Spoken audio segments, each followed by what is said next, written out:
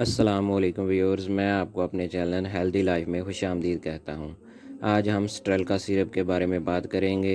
ये कौन कौन से अमराज में इस्तेमाल किया जा सकता है और इसका इस्तेमाल किस तरह किया जा सकता है, आज हम अपनी इस वीडियो में इसके बारे में बात करेंगे। तो स्ट्रेल्का सिरप का इस्तेमाल के बारे में बात करते हैं। स्ट्रेल्का सिरप को गुर्दे में पत्थरी, मसाने में पत्थरी या जिन अफराद के बार बार पत्थरी बन जाती है उनको हल करने के लिए, पथरी को ख़त्म करने के लिए हम स्ट्रेल्का सिरप इस्तेमाल कर सकते हैं।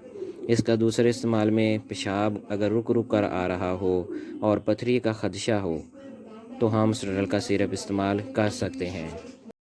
मसाने में गर्मी की वजह से पेशाब पीला आ रहा हो या पेशाब लाल आ रहा हो और या पेशाब के दौरान आपको जलन महसूस हो रही हो तो इसके लिए भी हम स्ट्रेल्का सिरप इस्तेमाल कर सकते हैं।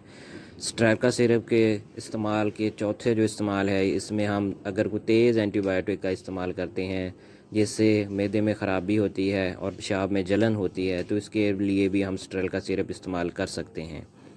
और अब हम इसकी ख़ुराक के बारे में बात कर लेते हैं। तो इसकी ख़ुराक ये है कि 10 साल से कम उम्र बच्चों को स्ट्रेल्का का इस्तेमाल नहीं करवा सकते, और इसके अलावा जो प्रेग्नेंट वुमेन्स हैं उनको भी हम स्ट्रेल्का का इस्तेमाल नहीं करवाएंगे। 120 ml पानी में 10 मिलीलीटर सिरप डालकर सुबह दोपहर शाम इस्तेमाल कर सकते हैं। आप इसे दिन में 4 दफ़ा भी इस्तेमाल कर सकते हैं, लेकिन इसमें एहतियात ये है कि आपने हमेशा इसे खाना खाने के बाद इस्तेमाल करना है।